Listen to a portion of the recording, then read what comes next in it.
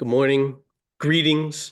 My name is Alex Forrester. I serve on the board here at the Schumacher Center for a New Economics, and I am tremendously excited to welcome everyone today for a conversation that promises to be as provocative as it is timely. Thank you, as always, to the incredible team at Schumacher for making these important gatherings possible. Thank you, Báyò and Erin, for proposing this encounter. And most of all, thank you to the more than 1,000 people around the world who are joining us today. We are so glad you're here. Today, we have the privilege of hearing from two remarkable thinkers and fellow sojourners, Báyò Akómoláfé and Erin Manning. Their vibrant philosophical voices are lifting up a poetics of thought and action for our time, gesturing towards new ways of being, new possibilities for the 21st century. The conversation they're inviting us into is not an easy one. It is about race and coloniality, identity and belonging, histories of oppression, and how we navigate our way towards something new. In this tender and turbulent moment, they want to critically re-examine how we've been engaging with topics like diversity, equity, and inclusion, how these issues are playing out in our institutions and our public discourse. They are unsettled by what they see, and they want us to become unsettled as well. These are difficult and contentious themes, but now is not a time for easy conversations. Báyò and Erin suspect that the very friction surrounding these topics signals something deeper at work. Their invitation today is to join them in the discomfort and stay long enough to see it from a new angle. Now, let's be clear, there is no need to join the bandwagon of superficial and reactionary critiques against DEI, nor to burn in effigy a suddenly out-of-favor phraseology while wringing our hands about how to recalculate the politics of the moment. And yet, as our title declares, it is true. White virtue will not save us. Not simply because white villainy is so plainly on display these days, nor because race itself is a false lens for analyzing the problem. There's something deeper at stake, a challenge that calls into question our very notion of identity, of who we are and what we claim to be, the act of claiming an identity itself. It's about our culturally ingrained ways of inhabiting the world as settlers, seeking a place to claim and to call our own. The challenge to become unsettled and to stay unsettled goes further than we might imagine. But let's not be mistaken, this is not a call to retreat from a deep commitment to justice, to equity, to diversity in our world. Quite the opposite. As Báyò so often reminds us, when times are urgent, we must slow down. In our haste, in the rush of righteous anger, we risk missing something important, or worse, becoming the very thing we oppose. And this is a helpful word of caution.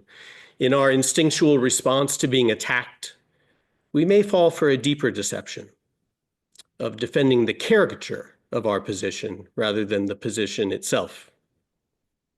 If anything is clear right now, it's that the shape of resistance must take a different form in the years ahead. So before we rise up in courageous opposition or shrink back in fear, let us be precise about the true nature of the maladies we face, and let us turn toward the practices that genuinely move us in a different direction. So let's dive in. Erin and Báyò will each share their thoughts on our theme, on becoming unsettled, before we move into what I'm sure will be a lively discussion. We've set aside ample time for Q&A, and we invite you to submit questions as they arise via the Zoom controls at the bottom of your screen. Rather than reading them verbatim, we'll be using them as we go to shape the conversation, to surface patterns and common concerns that draw us together in this moment. Every question will be read and shared with the speakers after the event. And so with that, let us begin. Erin, Báyò, thank you. Báyò, let's start with you. In a time of such upheaval, the rise of nativism and white nationalism in America and beyond, why pick now as a moment to engage this idea of white virtue? What is unsettling you about this?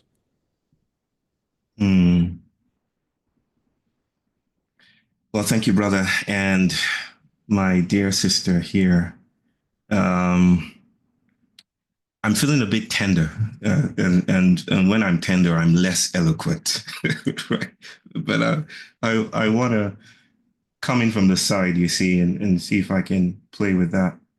Um, oh, that question reminds me of this quote by Tony Cade Bambara. Are you sure, sweetheart, that you want to be well? Are you sure, sweetheart, that you want to be well? It's almost like a challenge to our addictions to wholeness, to being good, and what that repeats, what that logic of being good perpetuates.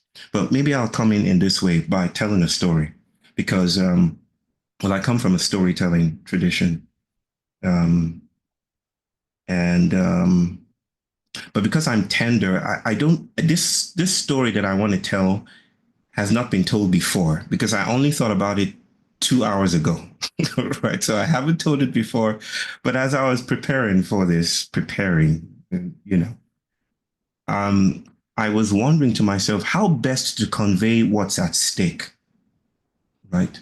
How best to tell the story of what's the kinds of movements that reincarcerate us, even with the buoyancy of our liberation narratives, finding greater and greater articulation. How best to suggest, how best to convey that we might be moving around in circles, and that the thing to do here is to break away from that cycle of repetition. How best to speak about this? So I borrowed from the beautiful seminal work of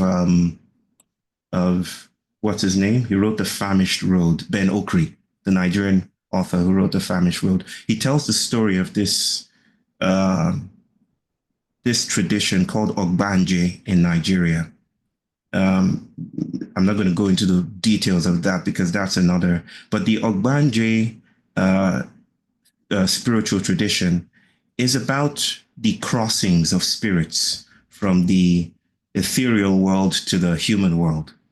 And you might say that it was a way for the peoples of Nigeria to explain and to explore infancy, child mortality. That is why their children died so early. One of the stories they told was that the spirits that came and became their children were so enamored of the world that they came from that they went back immediately, right? And so the thing to do was to try to tie them down in this world. And this is the exploration of that beautiful novel called The Famished Road. So I thought of a sequel to that, or a prequel to that story. And in my story, which I'm tender about because I've never articulated it to anyone before except myself in the bathroom, is about a wild god. And this wild god crosses into the human world to play with human communities, right? Every time this wild god shows up, it introduces itself to humans, right? And each introduction is a powerful moment of spectacular signs and wonders, right? And it elicits worship. And then the wild god goes back. But every crossing is maybe to this wild god just a fleeting moment, a few hours in the ethereal sense. But to those human communities, it's generations. Eons have passed by. But this wild god keeps on crossing, coming back and then doing something, and everyone just falls down in worship and trepidation. Until one time when this wild god shows up and comes to the humans, but no one shows up. No one is there to receive it. And it notices, I say it because it's too wild for gender. And so it notices that the humans are gathered in some kind of beautiful stadium-like hall. It goes there And it notices that there's a show on. It doesn't understand these things that are happening, and that people are demonstrating things to each other, which elicits applause. And so this wild god thinks it's just a moment to introduce itself like other times. So it shows up again, and then it does its signs and wonders, expecting the same kind of response before, trepidation. But people applaud, you see. People applaud. And it's worried. That's not what I want. That's not what I'm looking for. Something is wrong here.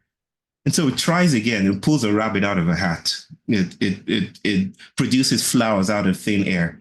But people applaud while still in their seats. It's polite now.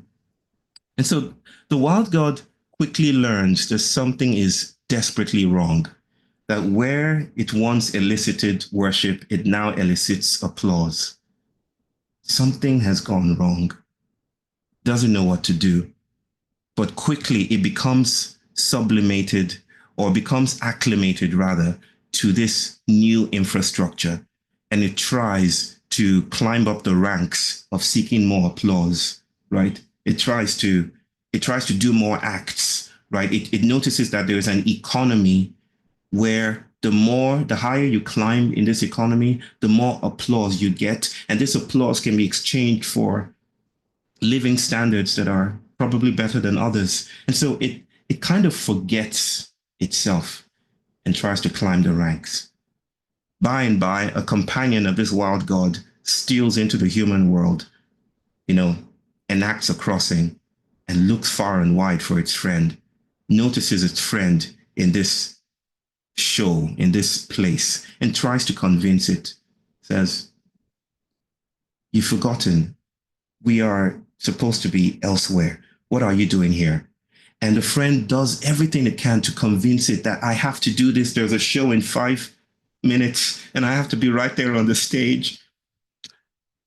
And then this friend says something to the wild god and says, "If you don't come back now, you will lose all the pleasures and the joys and all the things that we've done for generations and millions of years together. You will lose these treasures." And the wild god responds, "But if I don't continue here, I would be letting my competitors off the hook. I would be letting them off the hook." And that's the punchline that I'm going for. That's the punchline. Because that's exactly what a brother said to me in 2018 while I was teaching in Middlebury College in Vermont. I had spoken about processuality, posthumanism, the para-ontological, and I was speaking about why I cannot tie myself down to whiteness, where whiteness is not white people. Whiteness is an arrangement. It's a particular rule of the game. It's the structure of experience. It's the shape of action and agency, right? It's virtue in the ways that virtue colonizes and stabilizes and justifies. And I said, I cannot anchor myself to these parameters of being. And this person stood up and said, "So basically what you're saying is that we should let white people off the hook." Right? And it's so beguiling a way of thinking, you see. It's so tempting to think that way. It's very hard to think in terms of systems, in terms of fields of relations. What we hear most of the time when we speak about whiteness is white-skinned people. What we hear when we speak about blackness is black-skinned people. But what Erin and I are speaking about today is not blackness as an identity. Blackness, you could speak about blackness as an identity. There are justified ways to speak about blackness as an identity, just as is it also justified for the wild god to say, "I'll be letting those guys off the hook. I have to compete." It's true, right? But it is also true that there is a wild crossing, and that is a radical hospitality of terms, a prior generosity that precedes those arrangements. Blackness is not identity. It is not mastery. It is not a property of a certain collective of people. Blackness is a way of being that breaks the rules of being, right? it sidles being, it travels obliquely, and yet being, what philosophers might call ontology, is indebted to this sidling, to this fugitivity, to this slippery fugitivity of things that we summarily call blackness. In the same vein, whiteness is not identity. I mean, you could speak about whiteness as an identity. That's also articulable. But whiteness is a structure. It's the rules of the house. The way that Erin speaks about whiteness and reads it together with neurotypicality is seminal and rare, to do, right? It's not a way of saying, as people might hear it, you're letting white people off the hook. You're saying white people aren't racists, or you're saying black people shouldn't struggle for justice. It's that those anxieties and concerns are best articulated within the house that whiteness built. But do I want to stay there? I don't want to stay there. So when we're speaking about being unsettled, brother, we're speaking about a different generosity, a syncopation or a syncopating line of light that is not available for propertied ownership. It is not a furniture piece within the house that modernity built. It is a different vocation at work in the world right now. This is what we might speak about as para-ontology, right? It is a way of being that breaks the rules of being. And when I say a way of being, I'm not saying it is my way of being, that there are certain indigenous cultures, this is already speaking to the romanticization of cultures, right? That there are certain cultures that have a way of being. No, I'm not saying that either. I'm not saying it's my way of being. I'm saying if you can have it, and even if you can't, try to imagine a world of art that does not have artists behind it, right? Try to imagine art moving by itself. Try to imagine aesthetics without subjects or objects. Try to imagine beauty without the one who paints beauty. Try to imagine a world that is alive and doing things and proliferating itself and upsetting paradigms. That's what we're talking about, that there's a lot more afoot, a lot more at stake than the anxieties that we traffic in within the paradigms that we've learned to settle ourselves in. Unsettlement is not doom and gloom. Unsettlement is space for exile.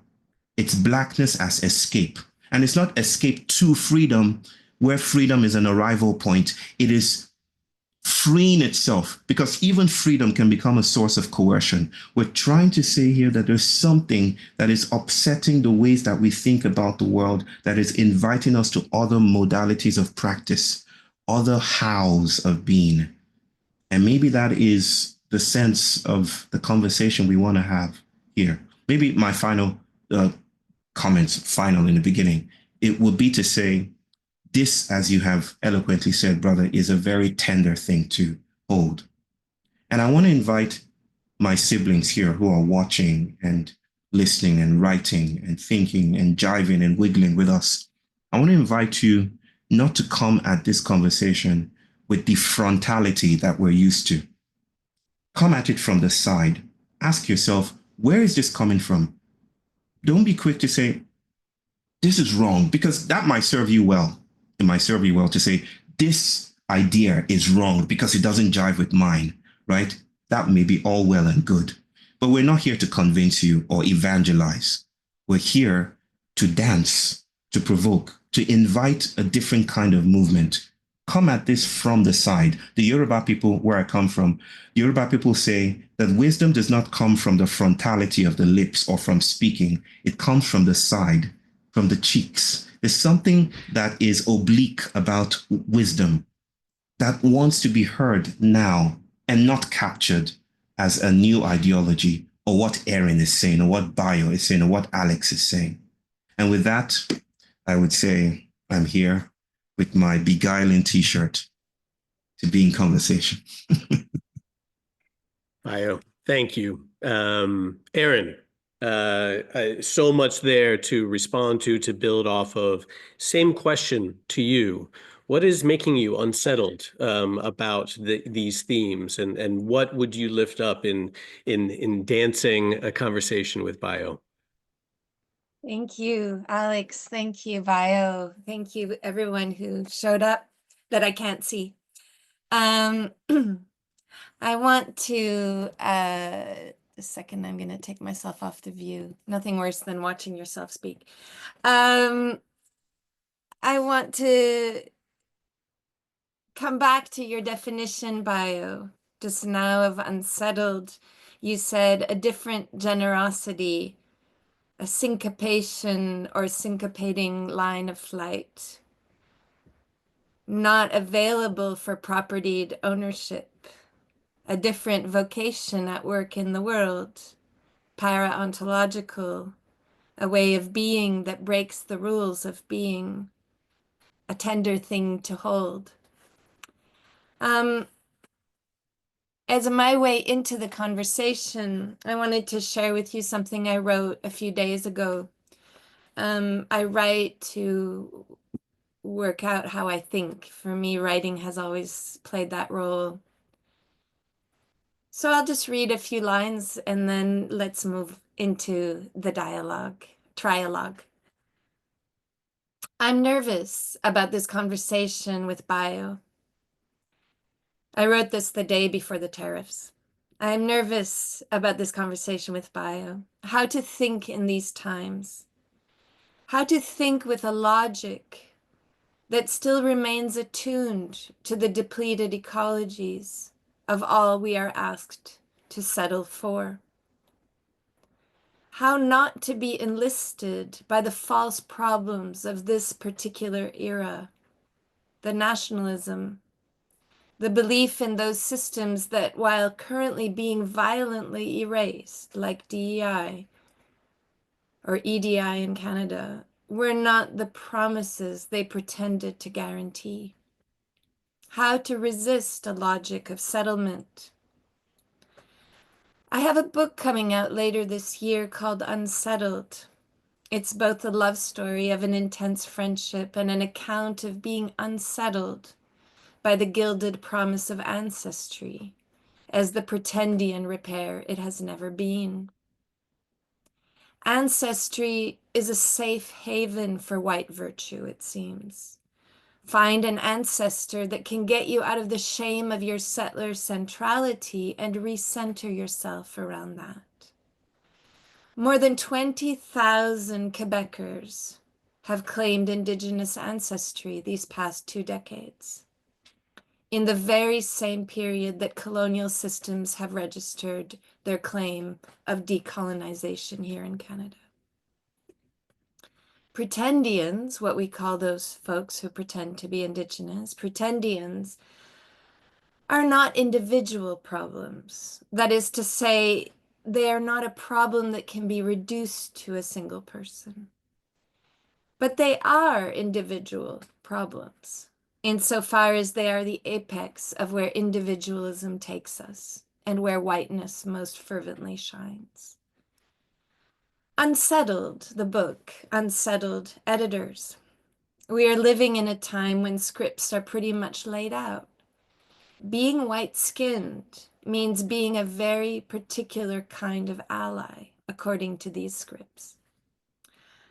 I follow Stephen O'Harney here. There is no such thing as an ally to Blackness. The very belief that there could be some kind of neutral accompaniment to Blackness, some kind of benevolent upholding, describes the abyss of white poverty of thought and of being. As Fred Moten says, there is no good white person because there is no good person. That there is no good person should remind us of what Saidiya Hartman calls the burdened individuality of freedom, and what you talked about earlier, Báyò. This, Saidiya says, is where emancipation leads, into that burdened neoliberalism. If you thought colonial accounts of race could be emancipated, you are caught in the impoverished imagination of whiteness. Normopathy is a nimble convener of impoverished thought. If blackness is what thought cannot encompass, and I'm thinking here with Du Bois, it is because the movement of thought that blackness proposes cannot be sequestered by existing ontologies. Something you just said, Báyò. This is why blackness is always and only para-ontological. There is unease when white-skinned people speak about these things. I thought I might as well say it straight. The fear is complex, and I feel it too, both as a speaker and as a listener. It's a fear that whitewashing will get rid of all the edges, that thought will be retransported into the ontologies that frame being within the limits it finds comfortable. That the enthusiasm to be good will overpower the complexities of process. That white folks will get off the hook. That we will be set free of the racism that binds us to our whiteness. But all of this is in the logic of individualism. Working toward the impersonal means being more than equal to the movement of thought that exceeds any one personing. That's what Fred means when he says there is no good person. It means practicing difference without separability, thinking with Glissant and Denise Ferrer de Silva. It means sidling an aesthetics of Black sociality, thinking with Laura Harris, that is absolutely irreducible to the one. This is hard to do when you have assumed your self-centering as the very definition of existence. And this is, I think, why white people are suffering, particularly in the face of the fascism that we're living in this moment. So it's hard to do when you have assumed your self-centering as the very definition of existence.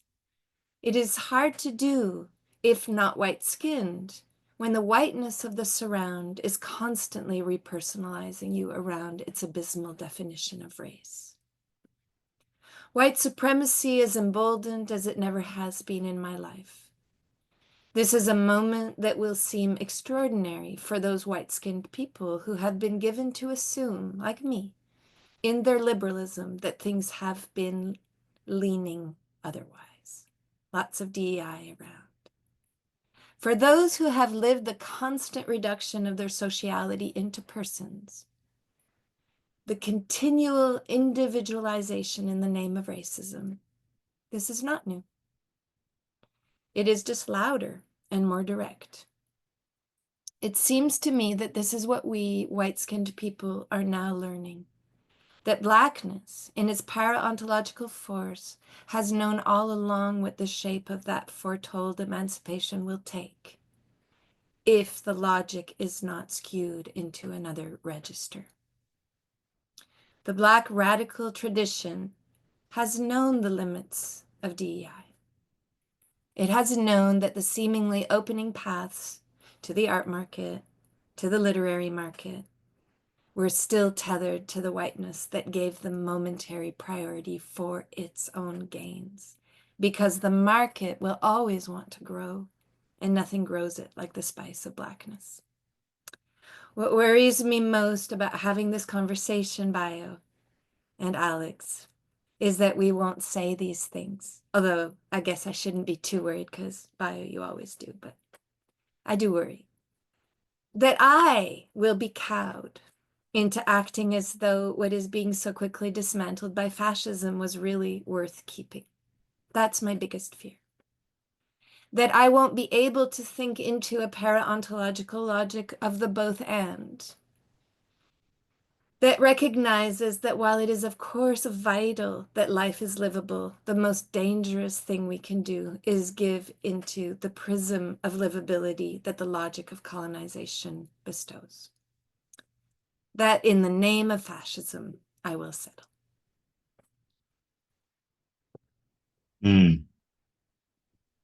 Wow.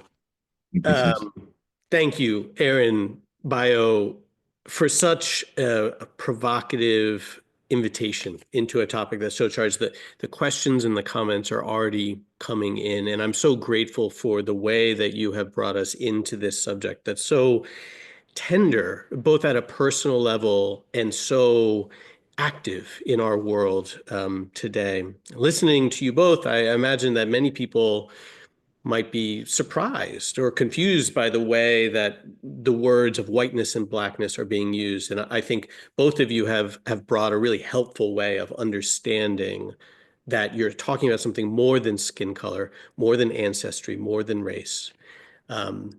You're gesturing toward a different understanding.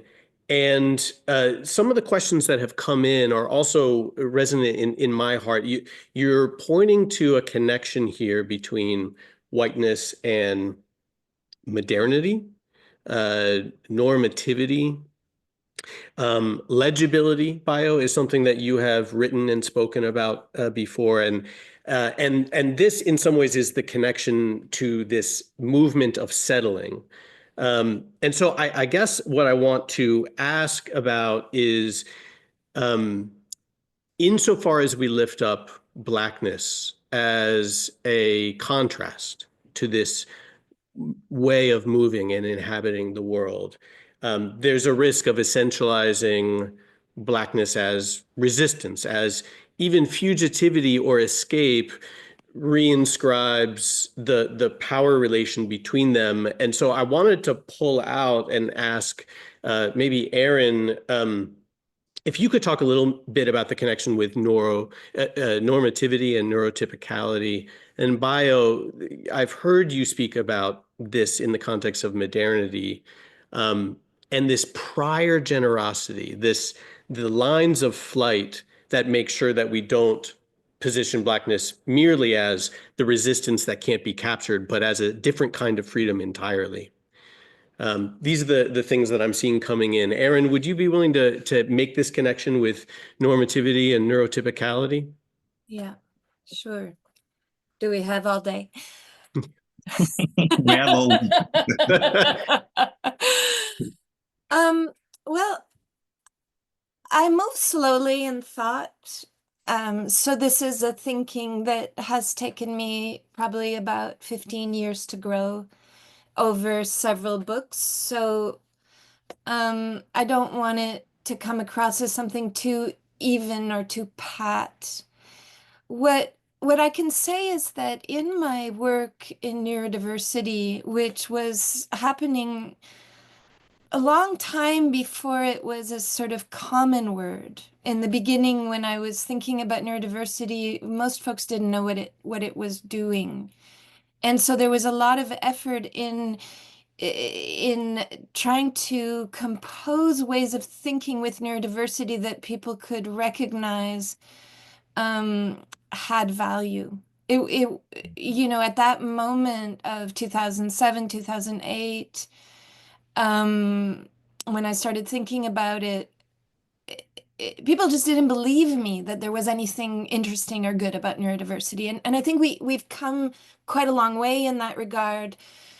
But it's important to recognize that the folks that I collaborate with and I've thought with the most, the autistic community, we would call the classical autistic community or classical autism, many of whom don't speak with their voices, still are not in any way integrated into education. There is no school in Canada that can, even at the, kindergarten level that can manage inclusion. So in working with these folks, as I was beginning to try to articulate the complexity of life and thought and perception in these communities, they began to explain to me that it was very odd to them that people kept wanting to make a hard difference between a body and a world. And they found many, many, many ways of telling me this. Erin, I don't understand why people seem so sure that they know where their body ends and the world begins. This happened over and over and over again. And as I began to understand the complexity of that thinking, I began to recognize that this presupposition of separation was very convenient to policing people. It's very convenient when you're teaching someone if you can enforce a separation between a body and a world. And we do it all the time by saying, pay attention, sit up straight, look me in the eye, etc., etc. Anyway, years went by as I developed thinking about neurodiversity, and I realized after a while that a problem that was often coming up was that people wanted to make neurotypicality a person. Mm-hmm. And in doing that, what they wanted to do was to give far too much credence to the pathology of neurodiversity, which isn't what had been growing in the movement for neurodiversity. It wasn't about pathology. It was about other logics, other ways of engaging the question of what it means to be in the world.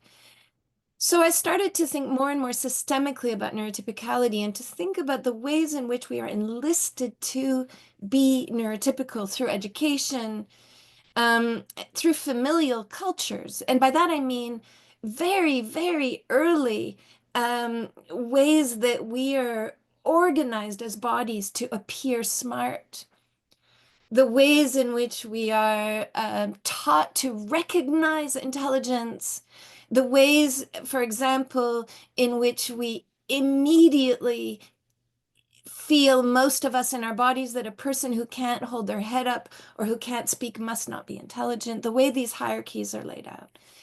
And as that grew, I began to realize that there was an incredible relationship between whiteness and neurotypicality, that whiteness was grown into shape in that way. And I'm never ever saying that white-skinned people don't have the capacity to sidle whiteness in a very singular way, because we do. Mm-hmm. But I am saying, perhaps most importantly, that if we don't address neurotypicality, we can't address whiteness, because they come absolutely hand in hand. And one of the ways in which I came to think this, one sentence that was extremely helpful for me to think this, was a sentence shared with me by Fred Moten around 2015, when he said to me, Erin, I think all Black life is neurodiverse life. And what Fred was saying to me when he said all Black life is neurodiverse life is very much what Báyò was saying in the beginning, which is to say Black life, which is to say Blackness, which is to say what doesn't fit within the ontological rendering of being, what exceeds the capacity for being to think itself. Blackness cannot be neurotypical. It will fall out of neurotypicality. It can try, but the policing of neurotypicality is such that it will always, in the end, exclude it. So that's how I'm thinking about neurotypicality and whiteness. Thank you, Erin. Báyò. Well, I grew up in Christian traditions that taught me to think in terms of original sin. Brother, we've had conversations around these theologies, and we will continue to have conversations around these theologies. Original sin, the promise of salvation, working out your salvation with fear and trembling, right? The Lutheran scripts, the indulgences, right? Virtue. I remember as a teenager wondering if I was going to be rapturable, if I was going to, when the trumpet sounds, if I was going to be taken away, if I was going to be spirited away by whatever was spiriting bodies away. But one of my favorite stories to return to was the original story, the account of when sin entered the world, right? And when we were chased away, humans, Adam and Eve, chased away from the Garden of Eden. And that we're living outside of the Garden of Eden, which I don't think is particularly compelling to me now, because I still think we are in Eden. And the way that I would say that is, or explain that is, we're still living in the ontological structures that shape a particular account of being and what it means to be alive.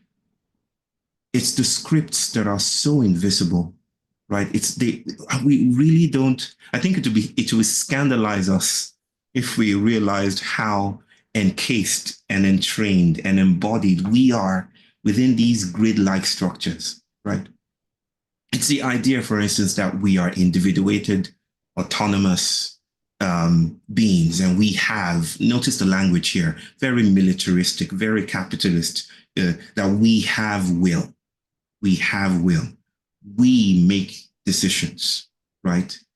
And we have souls. I'm not sure if there's some theological jury that is still out at determining whether it's souls that have us or we have souls. I'm not sure about how we talk about these things now, but it's a very, very beguiling, tempting entrainment of value and worlds that teaches us to isolate ourselves from the world. This is what Erin was speaking about. This is neurotypicality as an ecology of relations, not as a property of an isolated brain, not a type of brain, right? Not a neurological function.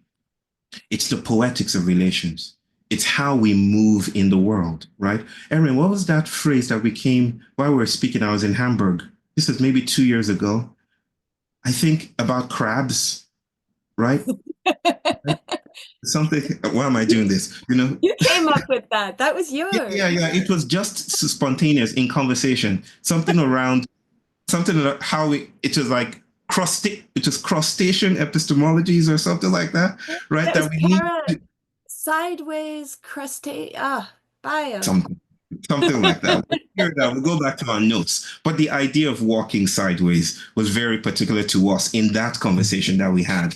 And all our conversations are conspiratorial, you see. So it's to really stress the point that we are within these ontological structures, and that creation isn't dead. We are still being manufactured. Subjectivity isn't done and forgotten. We are manufactured in the daily, right? Molecularly, in how we relate with each other, in how we relate with furniture. Creation didn't happen in the past. Creation is an ongoing futural concept. It's still happening. Our bodies are still being shaped this way. And I stress this, thinking with the generosity of my dear sister's offerings here, that as a father of an autistic boy, I am learning these things slowly as well, right? I'm learning, for instance, I think it was Erin that first told me that I was masking, that I was doing a lot of masking. Masking, for those of us who aren't aware of the term, is trying as much as possible as an autistically energetic becoming to fit within the structures of neurotypicality. It's trying to present as normal, right? It's all the ways that we tell ourselves that we are good. It's how to be a good functional body, right? It's not so dissimilar from what plantations in the antebellum South proliferated or tried to proliferate: good bodies that are good for an economy of relations, right? Or a bad body was a body that tried to upset that paradigm, to try to escape the plantation. And there would be diagnostic, tools meant to preserve, the coherence of that operation, such as drapetomania. I speak about this all the time, which is a way of saying you are sick if you're longing for freedom, right? And so it's here that we notice that we are dealing with not the other, not the essentialized other on the other side of the aisle, right? Not the individualized thesis of the person or personhood. Our fight, and I'm going to borrow this theological language, our struggle is not against persons. Brother, you know how to quote this better than I do. We're fighting and struggling with principalities and powers in high places. I would amend that a little bit and say in low places, that this principality is a horizontality, that we're dealing with a grid-like framework that is coddling, shaping, manufacturing, and you know, adorning experience, where experience is not my experience or your experience. It's the shape of a field that permits or disallows certain kinds of movements in the world, right? This is theology. This is fugitivity. This is para-ontology. This is blackness, not as identity, not as a property, but as a way of moving. So I spoke about my son briefly. I just want to say this, that my son teaches me. He's my prophet. He's my teacher. And the story of him walking around in circles is probably spoken ad nauseum now, but it's a beautiful exploration of how, when he says to me, walking around in circles, when I asked him a question, that why do you keep walking around in circles? 7 years old, he says to me that, Dada, there are things I have to do that you know nothing about. There are things I have to do that you know nothing about. And I don't know that I've ever received words like that without, as profound as that, coming from the lips of a 7-year-old, that it's not you and I doing stuff, that the world is doing stuff with us as well. That if you think about agency and accountability and intentionality as reducible to an isolated person or subject, you're missing and obscuring the world of spiritings and transversalities that are happening. We are encased in these ecologies. It's not about us versus us. There's something afoot that you're missing out of or on. So, brother, that is why I think about blackness as para-theology or para-moral. That is, there's something erotic afoot. Blackness, I don't want to contrast blackness with whiteness. I say blackness is the opposite of whiteness. Like opposition is a department within whiteness. Blackness has no opposites, right? Blackness is too fleeting for those kinds of architectural imperatives. Whatever whiteness decides is its opposite, is due to it. But blackness has no opposites. It is too promiscuous to fit within that framework. And this is why we say there's a way of thinking about blackness as oppositional, as we will get some, as I need a space at that table, as I need power, as I need equity, and that's fine. But if we stick there and we stay there alone, then we are missing out on what lies beyond the Titanic. I want to thank the people in our conversation right now who are contributing such incredible comments and questions and personal reflections. And there is a dimension of our conversation that's going to be weaving back and forth between these para-ontological, a number of questions. What do we want to mean by para-ontological? There's also very clearly from the comments and questions that are coming in, an international audience, a global audience that is reflecting on memories from El Salvador and New Zealand and the United Kingdom. And so I think that there's a connection here because the way that you're both describing it is helpful in terms of finding ourselves living in a house.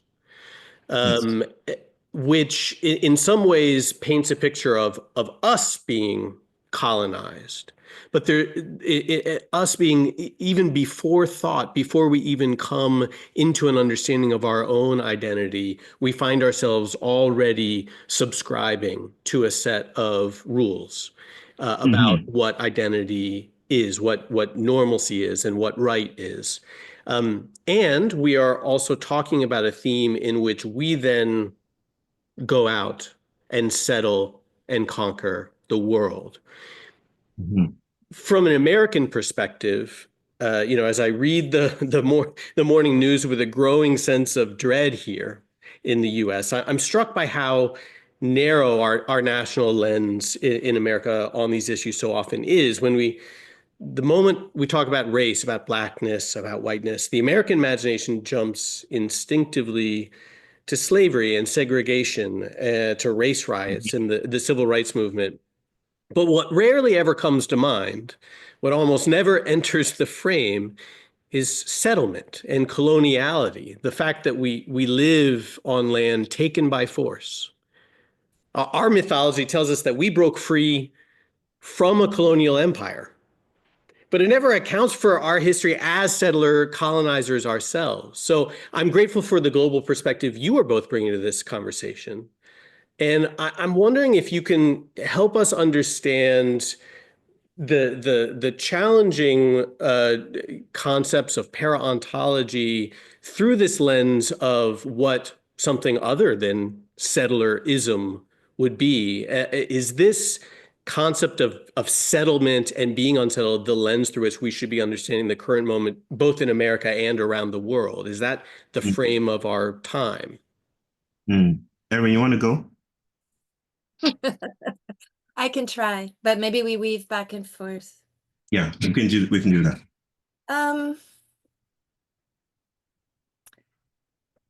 Let me start by saying, I'm going to sound like a philosopher for a second, that there are no good words and bad words, really.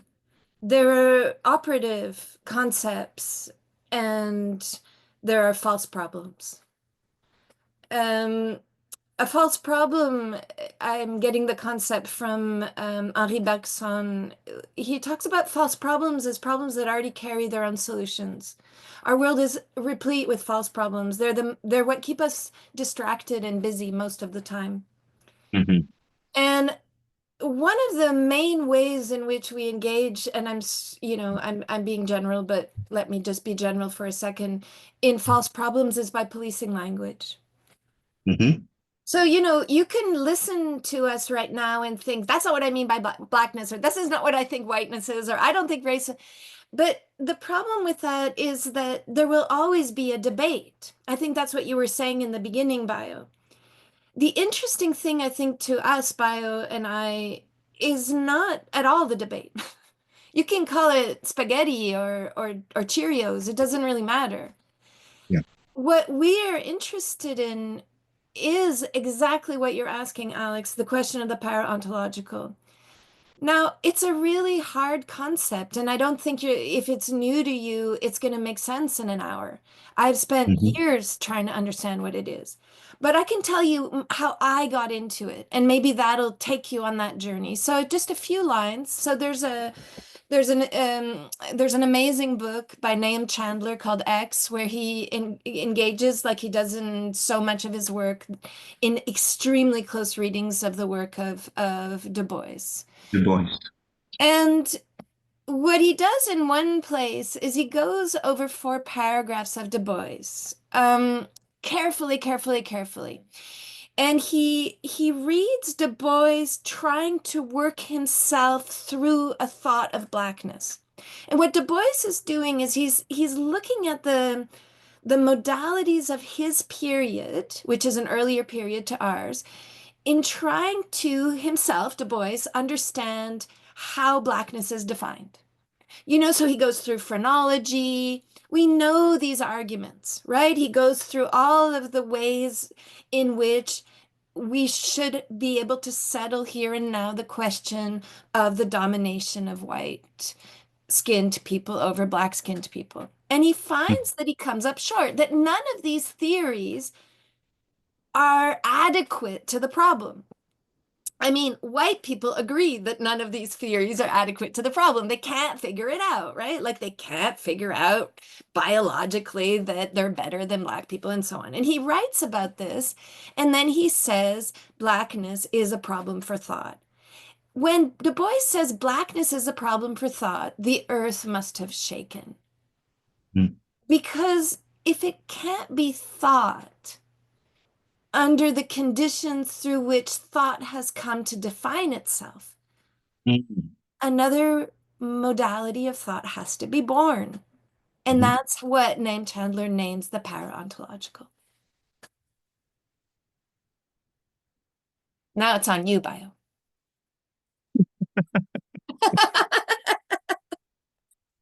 That is a beautiful rendition, sister, as always. Nahum Chandler, Saidiya Hartman, Fred Moulton, you, Brian Masumi, and way back even, we can go to Glissant, Deleuze, Deligny, to speak about these movements, these sidling gestures, and how they resist captivity, without also sterilizing or thinking of captivity as a bad thing, right? Which is also a tempting move to make.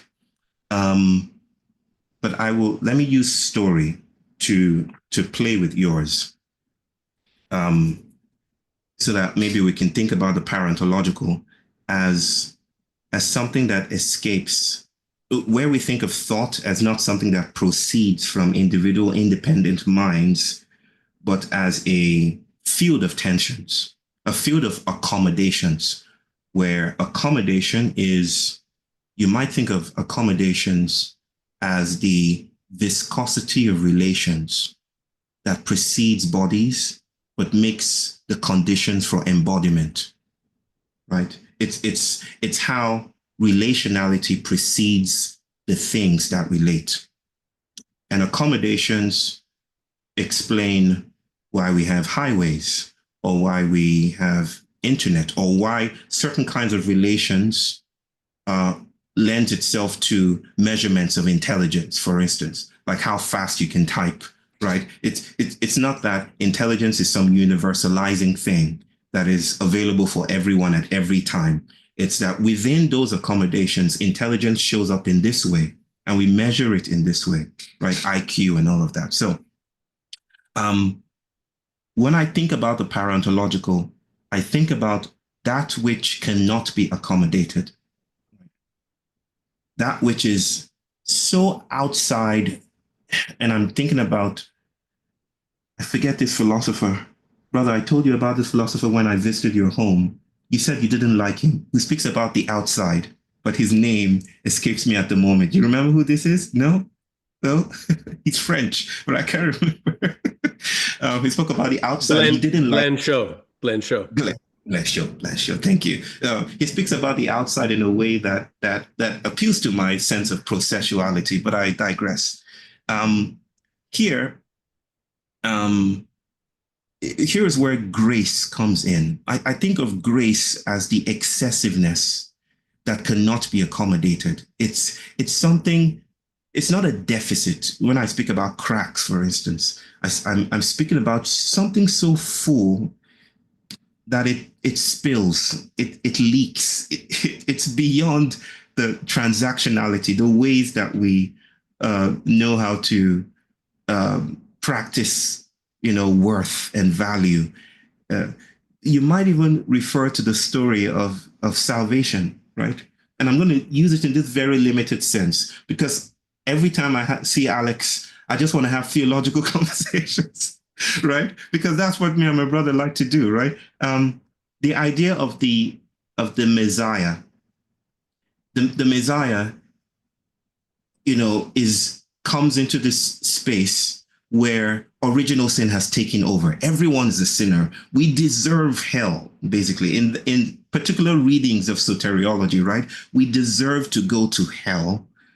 And then the Messiah comes, and the Messiah is amazing grace, right? It's amazing because we don't deserve to see the face of God. We don't deserve to be in heaven, but something interrupts the logic of the accommodations that we're used to. Something comes in, a bleeding lamb of God, and takes away that logic or dismantles it enough for something else to spill through, right? Even if you don't trust that story, and I'm not here to evangelize that story, I don't think of myself within the orbit of that story.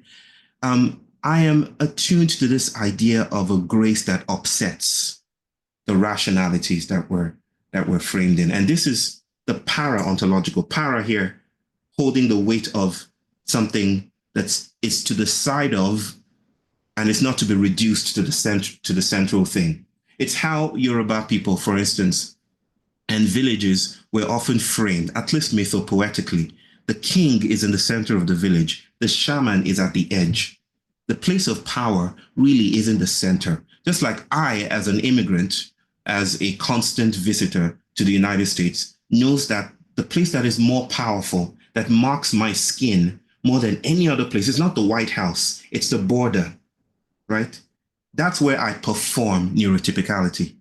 That is where I perform being a good Black person, right? That's where I show up and I smile. And even when I'm not prompted, I submit evidence that I have a PhD or two, right? Like it's where I perform that I'm a good subject, you see, let me in. And so it's the border, right, that is powerful. And it's where grace lives. It sidles and interrupts and disrupts the field of relations. And that is how I think about the para-ontological. But the Messiah here, brother, is not a figure at the end of history.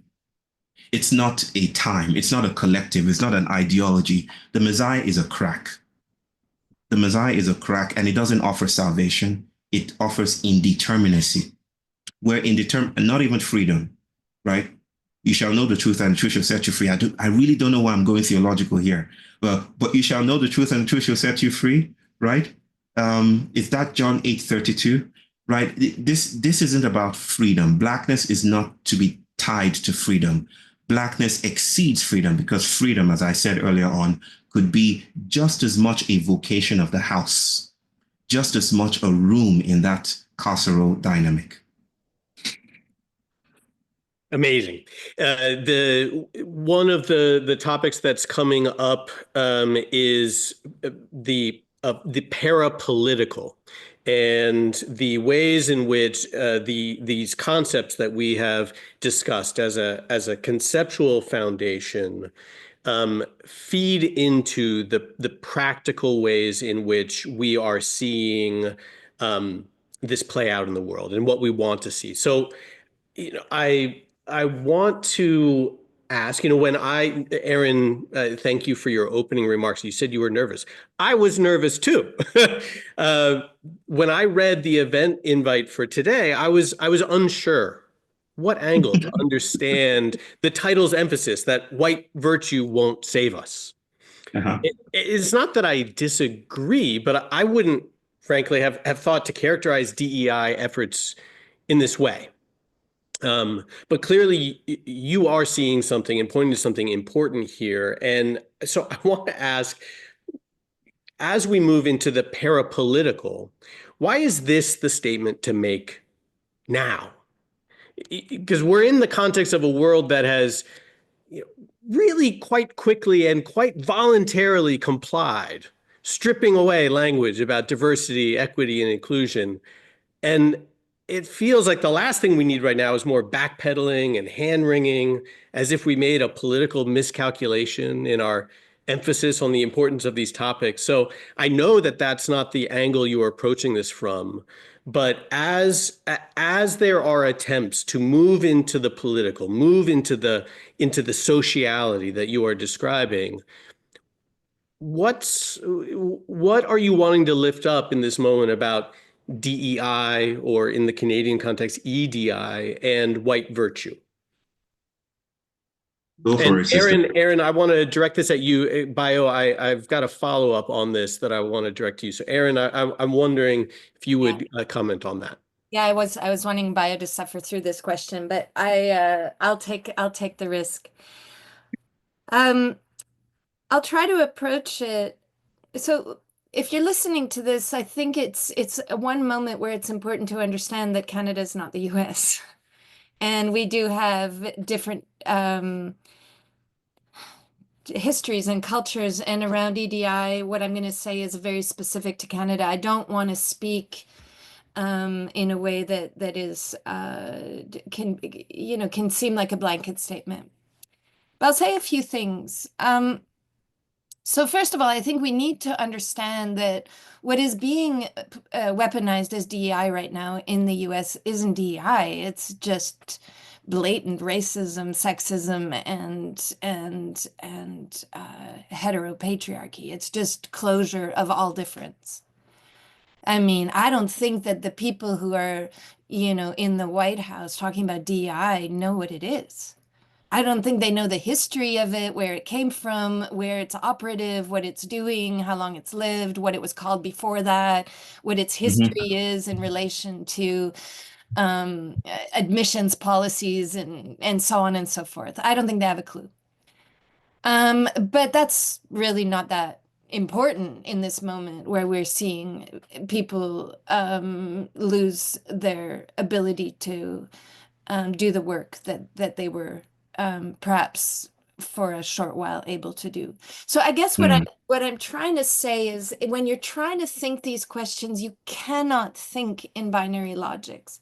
Mhm. You just can't, right? I mean, I have worked for years about, with the problem of the institution while I have recognized that the work that Lula did in Brazil in the last 20 years that opened up the doors to Black folks to study has changed the landscape of education in Brazil. You can think two thoughts at once.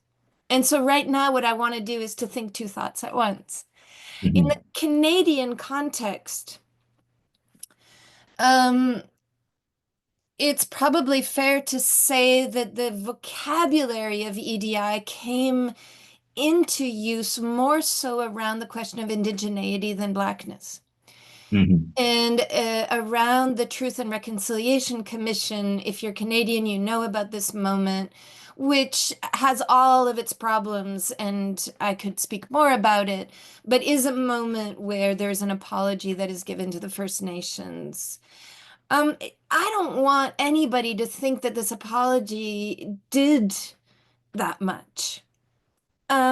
Indigenous folks in Canada have been fighting back for 400 years and they know how to mobilize and they continue to mobilize. There continue to be, if I'm not mistaken, 60 communities in Canada that don't have potable drinking water. So we're not talking about good conditions. We're talking about institutions, particularly universities, being told that they have to become equitable. And that Mhm. in order to become equitable, they need to put in policies where they build up their faculty. And in the first instance, that means building up an Indigenous faculty, which isn't so easy when you have more than 50% of Indigenous young people not finishing high school. Mhm. And I was thinking today, I was trying to think back in terms of timelines, but I can tell you that before the pandemic, in the years before the pandemic, so let's say 16, 17, 18, 19, a group of people that I was part of were trying very, very hard to get Black studies at the university where I teach. And we were told more than once by deans that it was not something that the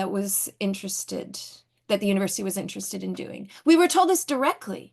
We were told things like, hey, Erin, you teach these things, so we don't need to hire Black people to do this. I was told these things directly, right? Mhm. When Mhm. George Floyd died, suddenly Concordia got, awake to the problem and got a Black group of people together and organized this. But no Black person thought that the world was being changed. Just like no Indigenous person thought that a few universities hiring a few Indigenous people was the change that Canada, like, no, the only people who think that this produces change are white people. And Mhm. and that's my concern with EDI, because when the rhetoric becomes such that you can figure out how to be a virtuous white person, and I Mhm. know that white people know what I mean by this, because it's a very tempting thing to want to be, speaking from experience. Mhm. When we figure out what the rhetoric is, like what the right way of doing this is, um, then we can continue to do our work with, you know, less concern about whether there is systemic shifts, or there are Mhm. systemic Mhm. shifts. So the Mhm. last thing I would say, and this is what I've been writing about, but if we were to say we really want a neurodiverse environment of learning, if we were to say we really are going to work toward decolonial systems, Well, the first thing we would have to do is get rid of all tuition. The second thing we would have to do in the university is to get rid of all grades. The third thing we would have to do is to get rid of all presupposing hierarchical relationships. The fourth thing we would have to do is to start again at the question of what knowledge is and how we learn together. So obviously it would destroy the university. Right? So those are the more complicated conversations, but I want people to hear that I am of course not saying we shouldn't have diversity. I'm saying the opposite, really. And in saying the opposite, one way I think that we might want to go forward, if you want to think your way into the para-ontological from the ways in which we more normatively talk about race, is stop saying racialized to mean non-white people. Thank you, Erin. Báyò, I want to invite you to comment on the same theme, but I also, it occurred to me last night as I was thinking about our time today, is DEI a thing in India, in Brazil, in Nigeria? Is this an American and Canadian thing? Because there is certainly a history of peoples doing harm to each other in systemic and systematic ways over long periods of time. Are there even variations on this theme happening in other parts of the world? And also, if not, what does that say? What does that reveal? What is this? So I'm curious about the international perspective on this, and also for you, Báyò, what it is that when you look at these efforts in America or beyond, what it is that you're seeing. Well, we have DEI in Nigeria. It's called CUI. I shouldn't do this. Should I do this? I'm going to do it. It's called catch-up imperative, right? That's our DEI. Because I grew up in a racially more or less monolithic society. Our tensions were felt or are felt. It's an ongoing thing, you see. Our tensions are felt in terms of how we view our lives, how we view a good life, what a good life looks like, what it means to live well, what it means to thrive, what it means to be successful. You see, the African independence movements, the 60s, the 50s, the 40s, that gave birth to Ghana, which brought Martin Luther and civil rights activists and leaders, right? All those movements that gave birth to many African nations learned a lesson that we don't really speak about today. We don't really stay with those troubles and those problems today. They gave birth to civil rights heroes like Kwame Nkrumah, right? Obafemi Awolowo, they gave birth to really powerful persons. But the gist of what they were saying, and sometimes this is drowned out in the celebratory aesthetics around their heroism, is that by winning, we have lost something, right? We're now playing a game in which winning makes sense, right? So it's just like the wild god. You're now caught in a framework where it's either win or lose, right? There isn't something else to do. So Kwame Nkrumah famously tried to create an African Union, which was, of course, stopped by, the city set upon a hill, the free and mighty American allies and stuff. But let's not go there, right? It's that every attempt to subvert the global nation-state Westphalian order of things, is subverted. You're either killed or buried in a drum, like Mumbumba, for instance. You're killed or dismissed somehow. So the way that the tensions have shown up, for instance, on the African continent is now in terms of trying to catch up with New York, trying to look as much as possible. It's us telling ourselves we deserve that kind of life too. We can live like Toronto. We can have cities and streets like London, right? And so the conversation isn't about diversity as such. It's about how do we get more of this beautiful Kool-Aid stuff called development? How do we flatten our words even more, right? You can hear it neurotypically, normal pathologically in the hissing that erupts on a plane when you're landing in Lagos, right? When you're landing in Lagos and people coming, Nigerians who have lived in the United States or who just went to the United States for 3 weeks, right, start hissing. And you could hear people having conversations, right? Like, oh, we're back in this country that doesn't have electricity and potholes and stuff. You can literally hear people lamenting, returning home, right? The catch-up imperative is the coddling of subjectivity that entrains minds and anticipatory modalities to think about the other. Abroadism is what I would call it, as the thing to go for, right?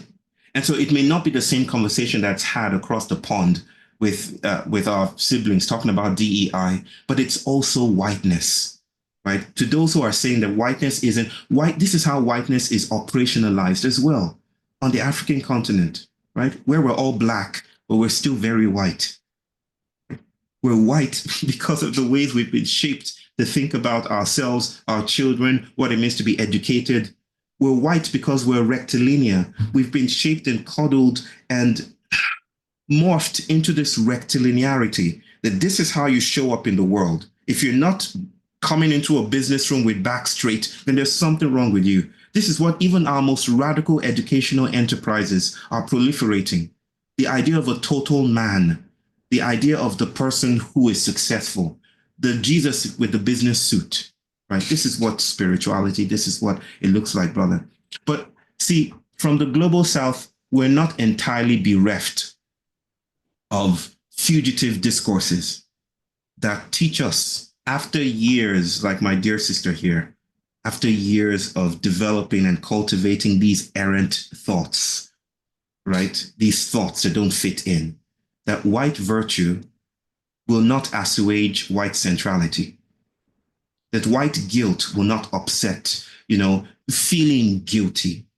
It will not upset the morality, the structure of the house that entrains such neurotypical experiences. Right? And there are many good white people across the planet, and white virtue is a product. Now, I just want to say that it's a capitalist product. You can get it off the shelves these days. You can buy it in a workshop. You can do the work and get white virtue, right? And take your white virtue pills every day. And I don't want to dismiss this, but I want to bring it home and land it in terms that are visceral and also true, especially for me that knows that good white people are still part of the systems that make oppression possible. Because white virtue teaches that virtue is the currency of settlement, and virtue can only produce more settlement, right? Justification does that. Justification is the rooting of bodies within settlement. Virtue never yearns for apostasy. Blackness is apostasy, you see. It cannot be virtuous. It cannot be good, right? And this is what the parapolitical is, where politics produces virtue, legibility, visibility, categoricity, right? The thing that is the parapolitical is not a subject of actors working hard to be good. It's the knowing that being good is now becoming exhausting. It's listening to people from the African continent, for instance, saying, please stop being good white people and throwing your trash away, right? Maybe we cannot say that because there's probably nothing else to do except throw your trash in carefully colored boxes where it's taken away to some city that in some mythological city where it returns to you as a good, virtuous product that saves the planet. We know it doesn't do that. We know that it comes to us.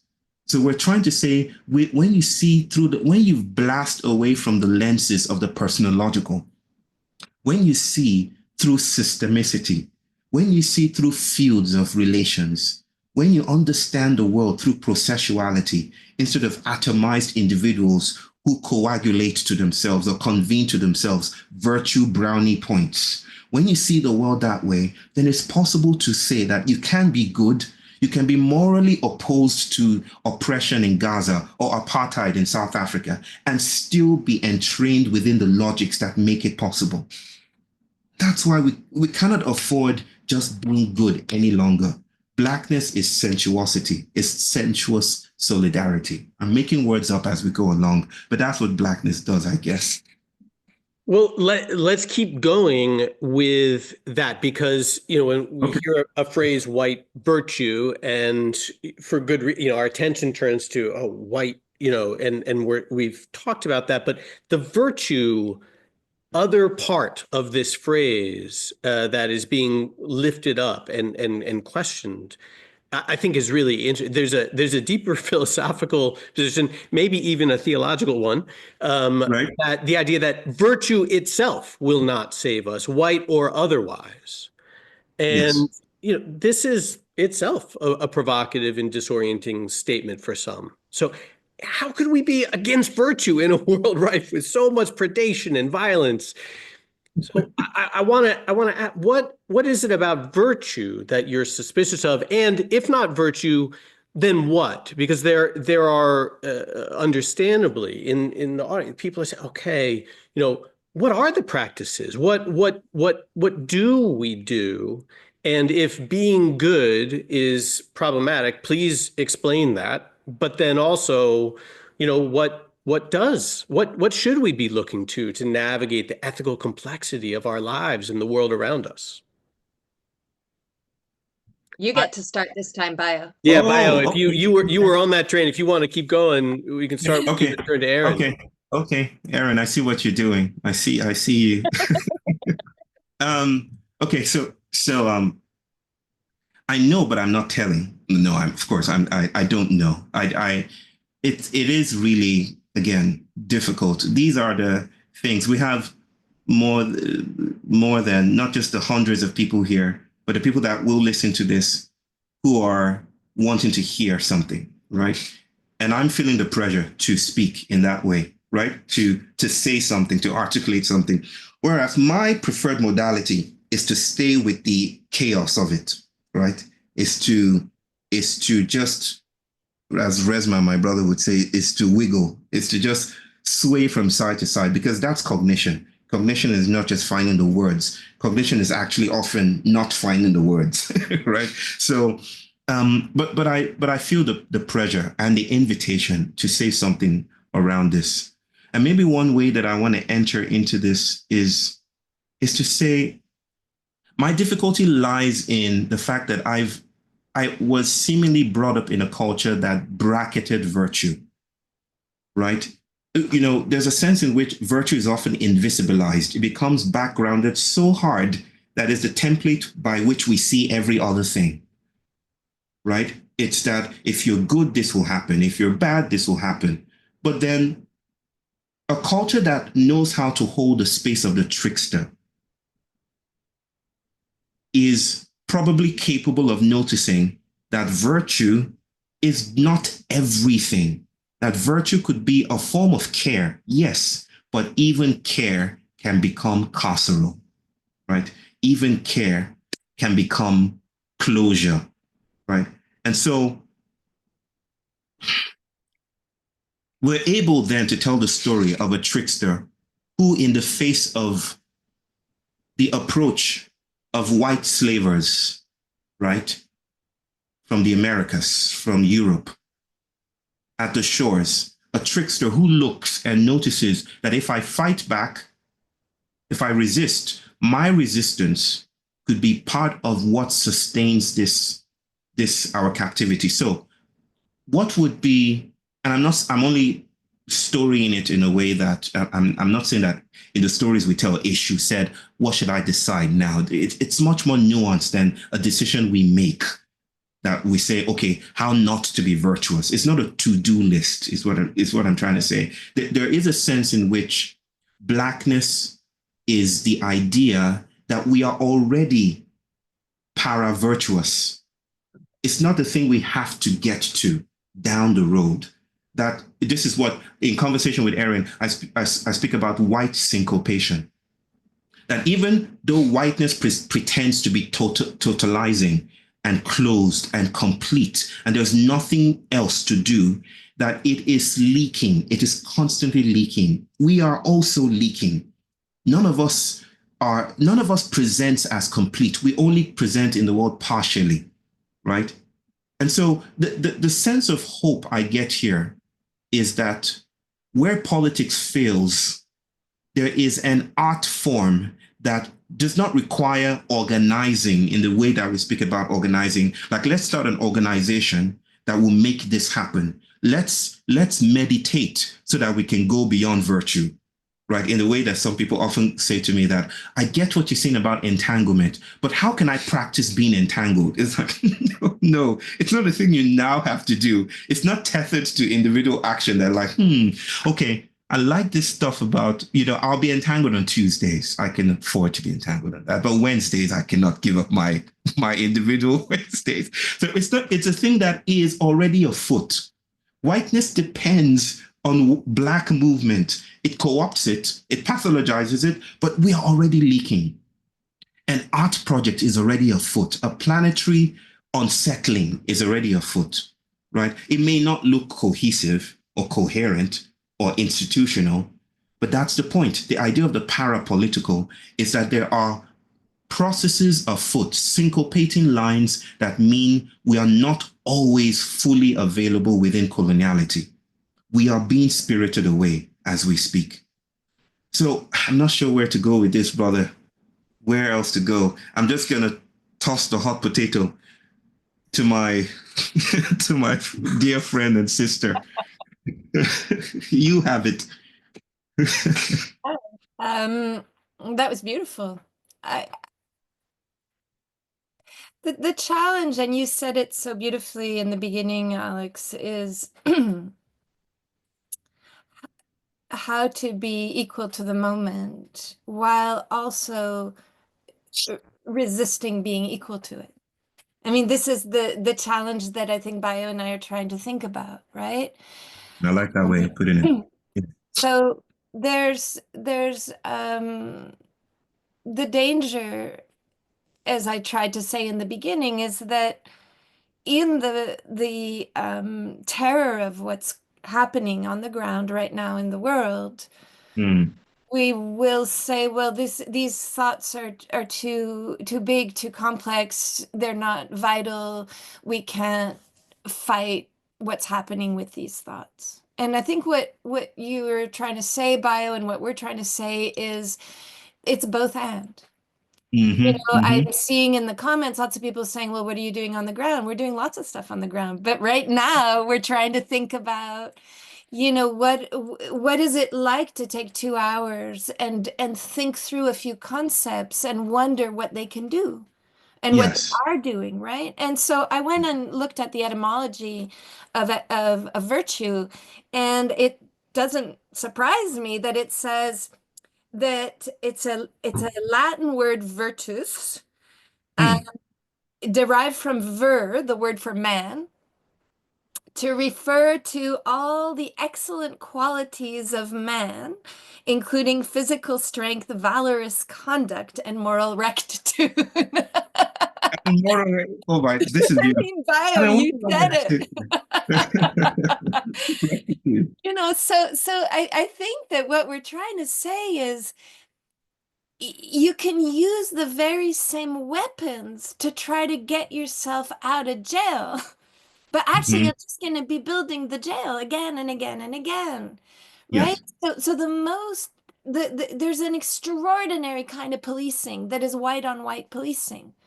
It takes up an enormous amount of time.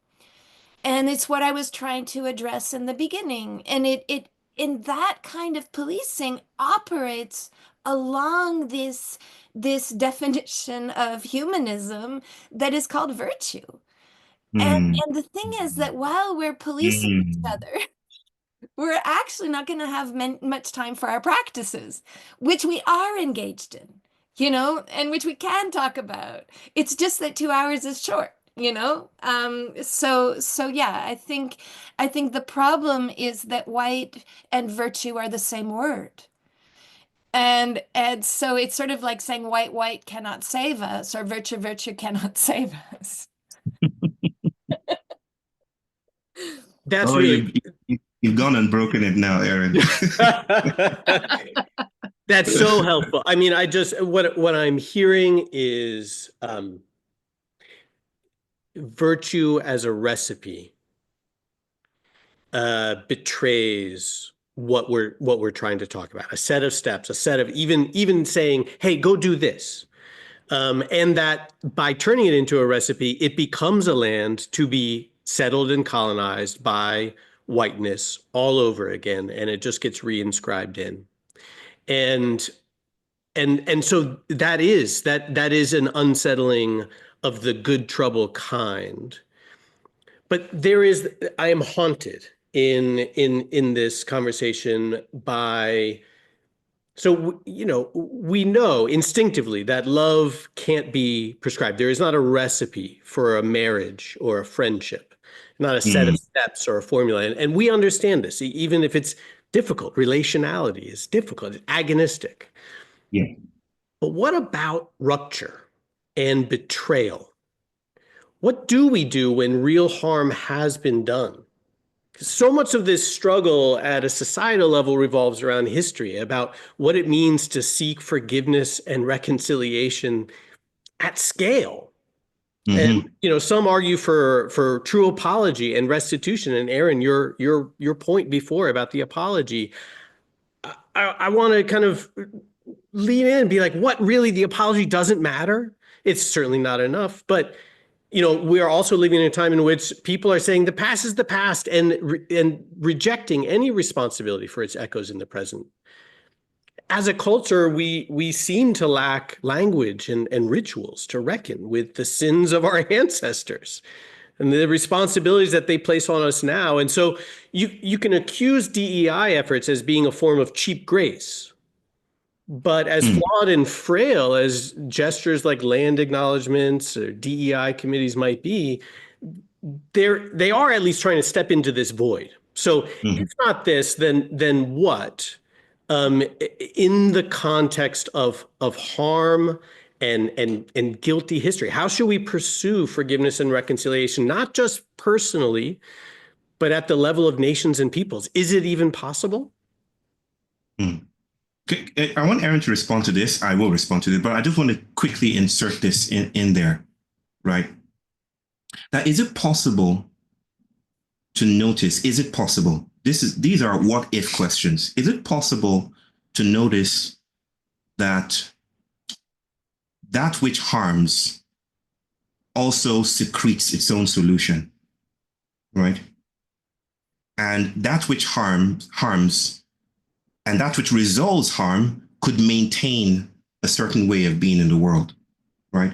That harm could be an aspect, a department within a moral framework, right? That there's no way to think about harm except through virtue, except through this entrainment, this accommodation. There is no way to think harm isn't an idealized Socratic, or I should use Platonic or universal thing. Harm is psycho-political. It is socio-material. It is grounded in relationality, which is itself a matter of accommodations, a matter of ecologies, a matter of moralities, a matter of rectitude, right? And so is it possible to start to investigate, to ask about what the medicine for harm propagates? Is there room? And is there also room? This is probably more vital for me at this moment. Is there also room for suggesting, in response to your question, brother, like, what then do we do if we're not doing these things? Is there room for suggesting that the what to do is not always available? And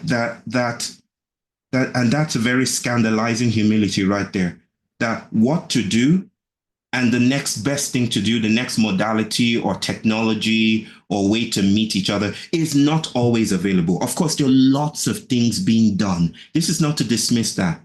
But the expectation, and this is a very nuanced place to get to. It's so infra thin, the expectation that we ought to know what to do, right? It's that we are subjects of this realm, this empire of virtuosity. So if there's a glitch in the managerial logistics of what to do, we can seek to speak with the manager immediately, right? We have the blueprints, the manual on how to live, right? Is it possible that how to live now is a matter not of human discourse and socialities alone, but of post-human arrangements, of intergenerational failure, that none of us will probably get it right, that we will be part of harm. We will harm each other, that we won't get it right, that maybe it's a thing for generations to come, and they won't get it right either, because there isn't a place to arrive at. Is there a space for questions like that? And what, hot potato back to you, Erin. I just wanted to say that for a moment. Right now, I think I have a basket of hot potatoes now. Well, let me just try to muddle into this. And I want to talk about practice, which is always at the heart of my thought. But I want to begin with the question of the apology. Of course, the apology matters. Yeah. The thing is, we can always do more than one thing. It's an odd thing in this world that we're, the logics that most circumscribe us are either or logics. And a para-ontological modality is another logic. And the reason I said earlier that it takes time is because the logics that mobilize our thinking are very profound. I mean, they organize all of the ways in which we body. Yeah. And to do the work otherwise is to commit to really other ways of living, which means you have to be practicing them. There's no other way to live than to practice other ways of living. So I'll say a little bit about how on the ground these questions come up for me. And perhaps this will come back to what you're saying, Báyò. So one of the key concepts we haven't spoken about, but it's been everywhere in this conversation, is the question of property. And Alex, it was in your question, obviously, also around settler colonialism. So historically, I mean very specifically, the three of us come into an account of existence that is propertied in different ways, right? Alex and I come into settler colonialism. Báyò, your story of being propertied has to do with colonialism from a different direction. Colonialism infects all three of our ways of coming into propertied relations. And what happens to all of us to some degree or another is that we take property as a given. That's what happens to all of us. That's why we can speak with some confidence about some border territory that we belong to. And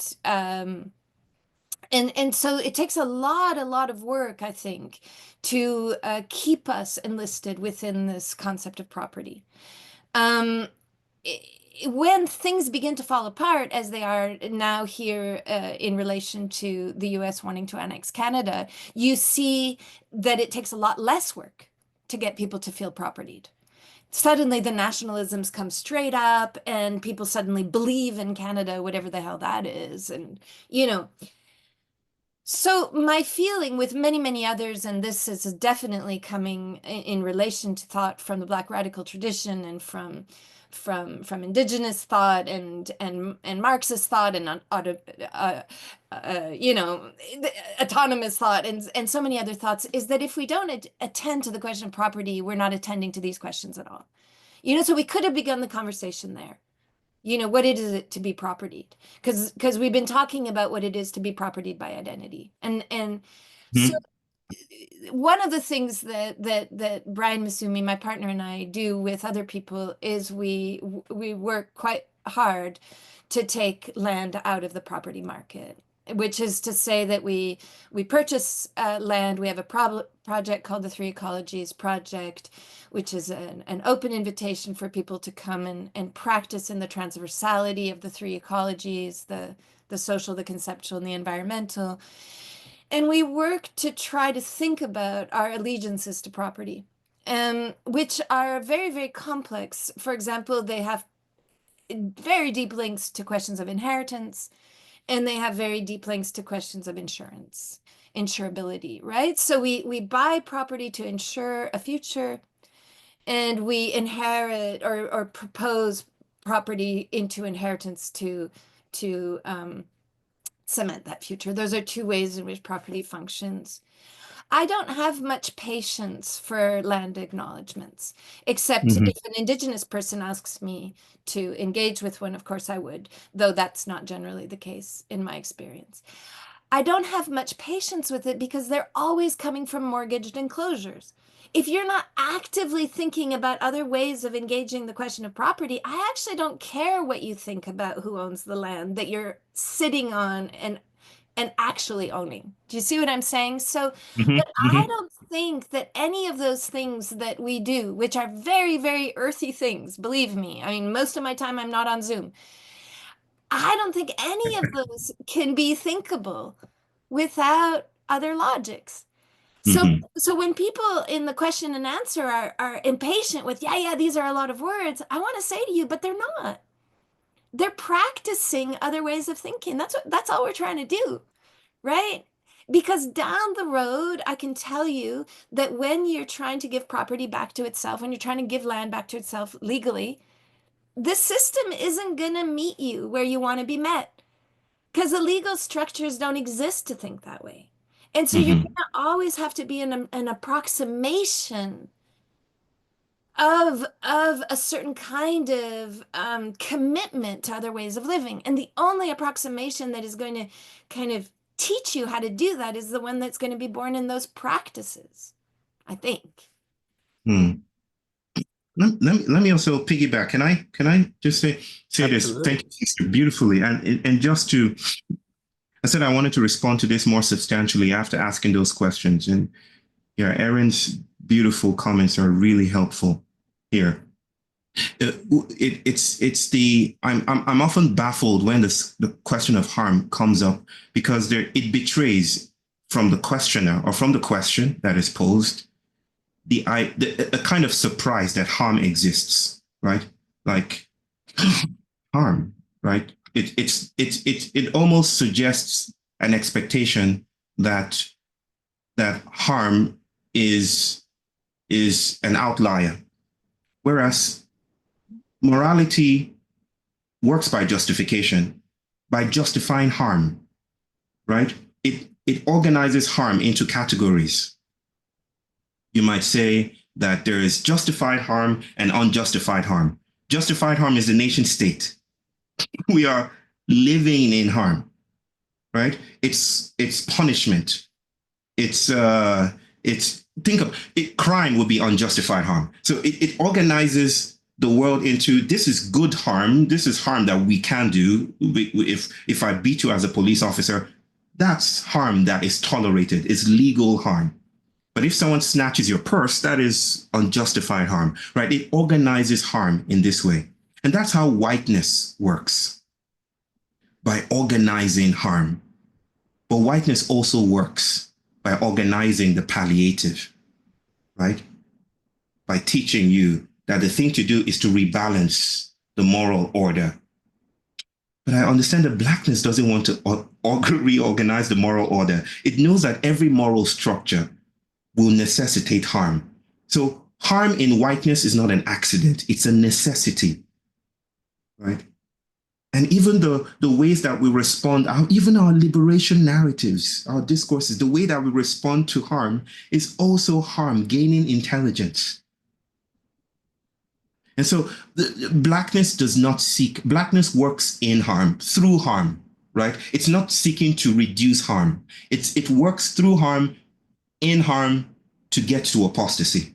It's not seeking to rebalance a moral order. It's just like saying, brother, if you had a time machine, you wouldn't be bothered about punctuality, would you? Unless you forget how to operate such a time machine. It's that the generosity of such a machine means that there's no like, oh, when do I get there?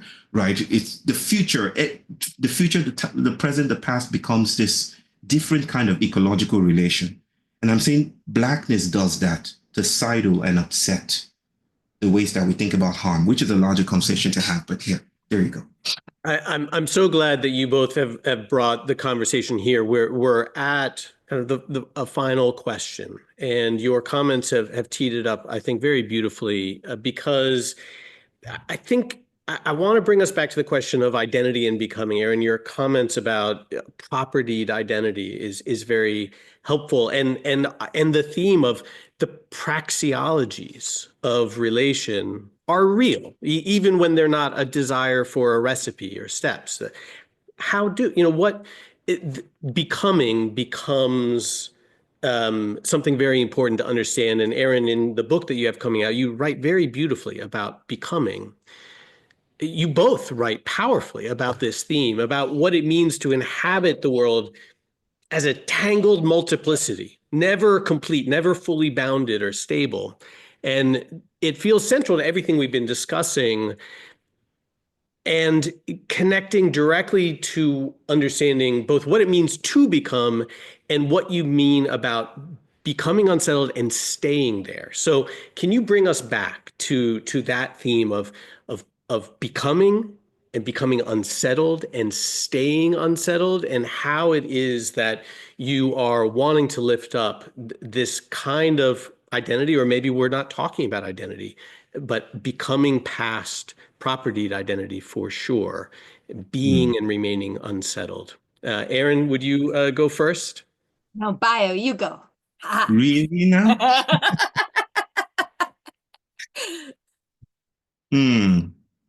Okay, I was going to fish out I've been sharing some of my footnotes with people.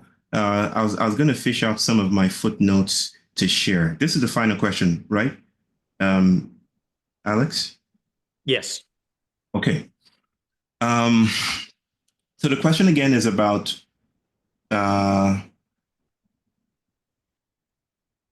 becoming, right?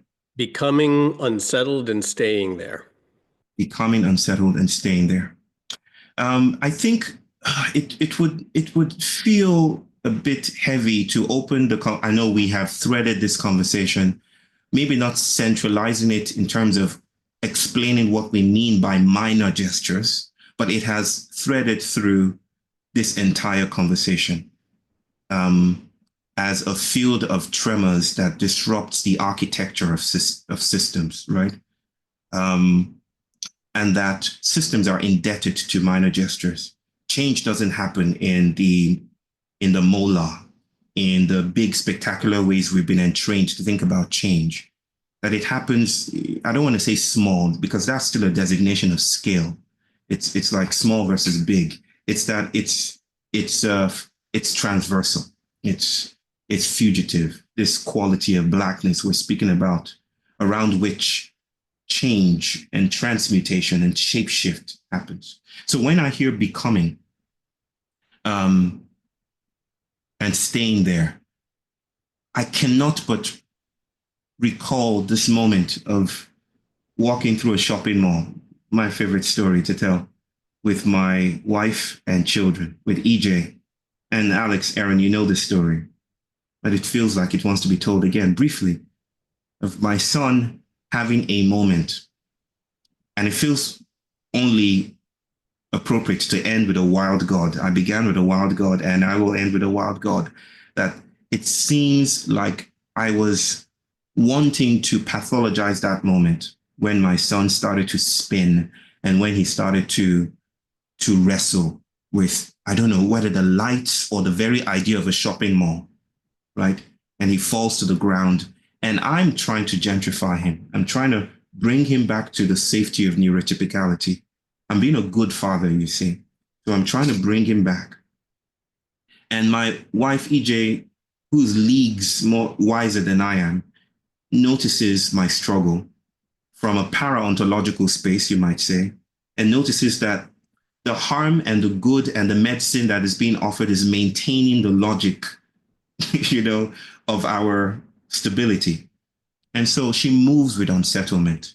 She moves with something generous. And she comes to me and says, step aside. It's almost like I can feel your exhaustion. There's a parapolitics here. Step aside for a moment and let me attempt something different. And she, instead of trying to get him to act or behave well, instead of wanting him to be a good body, right? Instead of wanting him to mask again, she gets down on the ground and lies next to him. This is a minor gesture that births a weird fidelity, right? And I speak about weird fidelities as commitments to tensions that do not recircumscribe fidelity, right? As the virtual side of a binary. It's like there are tensions here. I will go with them. It's issue saying, oh, there's a slave ship. I'm not going to shut down this activity.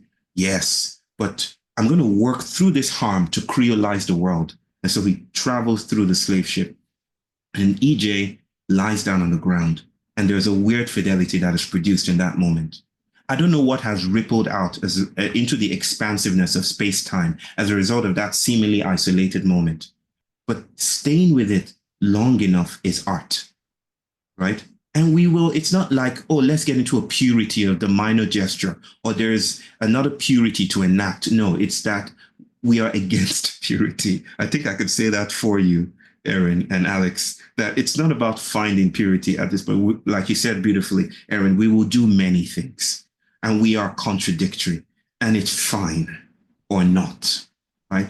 But being here, being in that place of weird fidelity, let me put it this way. If you feel like you're no longer called, appellated, named by the politics of today, then you are being syncopated. You are already participating in parapolitics. If you feel exhausted with productivity, you are already participating in parapolitics. It's not something else to do. It's how we are being done with, or how we're being done, how we're being cooked in this moment. And so lying down next to my son feels like an emblematic way of speaking to becoming, right? And we don't know what we're becoming, brother, but that's not the point. The point is the line. The point is not the arrival. The point is the snaking line and what it produces along its path. That's my mic drop. Beautiful. I think often about that moment that I wasn't there for Báyò in that shopping mall. Yeah. I've had moments like that, Yeah. been there for moments like that. And what I've often felt in those moments is that what we were seeing was what we should be feeling. So there's something so impoverished in our ability to stand up straight and continue to take on the reduced qualities of life that we're enlisted into. So when Kia goes on the ground, he's revealing the pain. And perhaps that's what I would say about your question, Alex, that I don't actually think we become unsettled. I think we're unsettled, and we work really, really, really hard to pretend Yes. that we're settled. Mm-hmm. And the problem is that when we feel threatened, I think this is true of all animals. When we feel threatened, we protect our territory. And when our bodies are anxious, we're feeling threatened. And so we are in a time of pronounced identity in large part because it's a really vital protection mechanism when things feel very unsettled. But I think that if you meet unsettled with unsettled, something else becomes possible. And I'm not saying you can do that in every instance. This isn't like a general how-to Yeah, just You know, ABC. it's really, and it's not a pep talk. It's Mm, really just a question that I ask myself every day, how to do this today, you know, how to make it possible to live today. And mm, like you, Bio, I have learned to mask and I know the cost of it. And that we can do this kind of Zoom talk suggests that our masking is, you know, working quite well. it is. It is. It is. But, you know, I guess the main thing I would say is that when we think of becoming, as a lot of people do, as an ongoing sort of catapulting forward, we're not doing justice to the concept.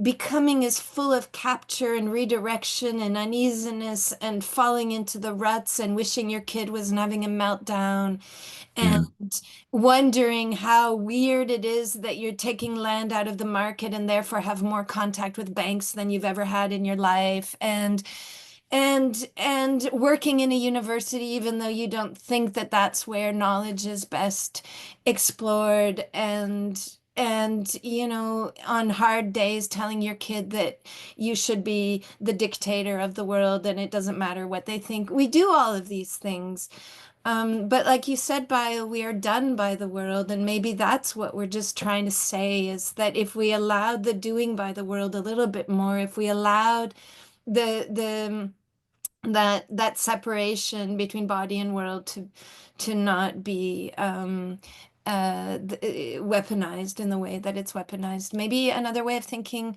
could be possible. And in this, you know, problem for thought that is blackness is what most propels Bio and I to be in conversation. And so we have come to The beginning. a comma at the beginning, an ellipses, a dash. I'm so grateful for this time, for the time that everyone with us in this conversation has contributed. Um, Erin, you wrote in your upcoming book, Before Identity and Between It, There is Always Relation. Mm, Identity is a certain stopping point of a relational weave, a mm, sometimes useful shorthand for creating category, but it is always being unsettled by the relational web it calls forth. Identity is placeholder, nothing more. And I was moved by these words. I'm moved by the provocation to focus on the ecology of relation that we are being done by. And so if nothing else comes from this conversation, the ability to stop and pause in our instinctual reaction to threat, not to defend the territory, mm, not to defend the caricature of mm, DEI, but to go out into the world and practice ecologies of relation. I am grateful for taking that out of this moment. Thank you to both of mm. you. Thank you to Schumacher. Thank you to everyone who has joined us and for your beautiful comments and questions. We look forward to being together again. Thank you. Thank you. Thank you, Love Alex. you. Thank you, Love you, everyone, brother. for your questions. I did read all of them.